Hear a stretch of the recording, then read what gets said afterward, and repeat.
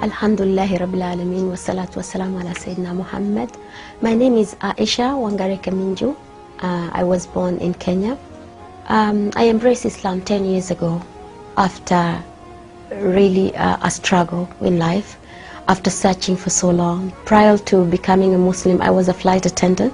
Since I had it all, I was sitting on top of the world, like they say. I was a flight attendant, successful, earning any money that I would have wanted. I could have bought anything in any shop in Milan, Paris, Rodeo Drive. I bought anything I wanted. Yet, the more I bought, the more I was depressed. But Alhamdulillah, by the mercy of Allah, Islam found me. I didn't find Islam. His life is studied by children, all ages, and has been studied for the last 15 centuries. And he has been the most important man for 15 centuries continuous. He has been the most read about man, the most talked about man, and continues to be. I mean, and every aspect of his life recorded. We don't have to struggle to find out how he lived, how he ate, how he sat, how he talked. I mean, no other person's life has been recorded. No other prophet, no other human being or any other thing has been given such attention.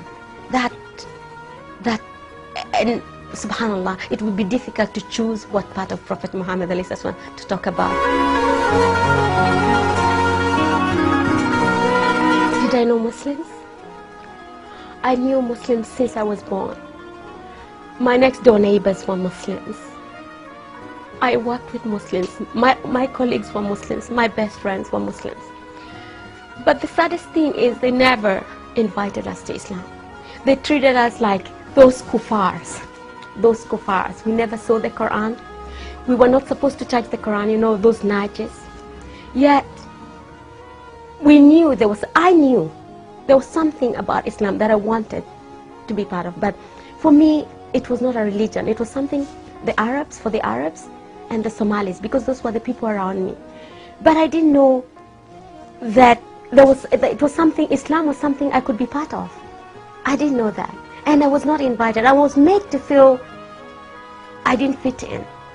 You can imagine, I went to Mecca, I went to Hajj for 9 years as a flight attendant, taking pilgrims, hearing all this labaik, Allahumma labaik, not knowing what it was. But alhamdulillah, maybe Allah had not meant for me to be a Muslim then, because probably I wouldn't have found the taste I have that now, what I know now that Islam is.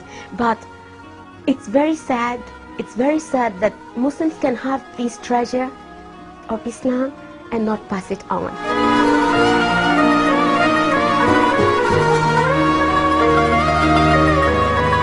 Before being a Muslim, he was just a man, an Arab man, a crazy man who went around with a sword in the hand and probably threatening everybody to chop off their heads if they... I didn't even know what, because he was not introduced to me. He was not introduced. So I can't really say I knew Muhammad. The only thing I knew about Muhammad, we had to know this thing about 622 and the Hijrah to pass our exams. After Islam, what else can I say? Sometimes I can't wait for death to come, because this is what separates me, inshallah, from seeing him in reality. What can I say about the man who Allah subhanahu wa ta'ala chose to be the carrier of his last message, the mercy of humankind? What can I say about Prophet Muhammad? I don't possess those words.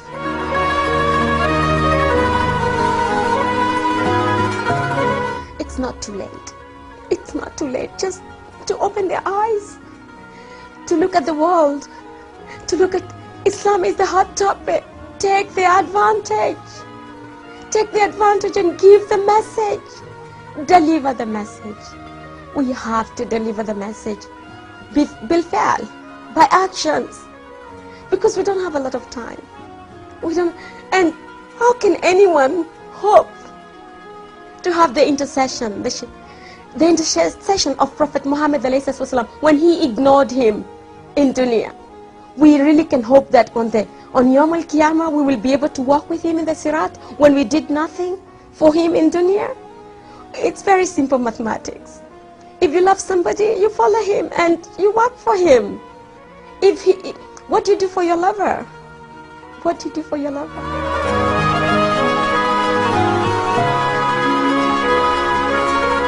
If I didn't die or faint and die, I'll tell him not to be sad.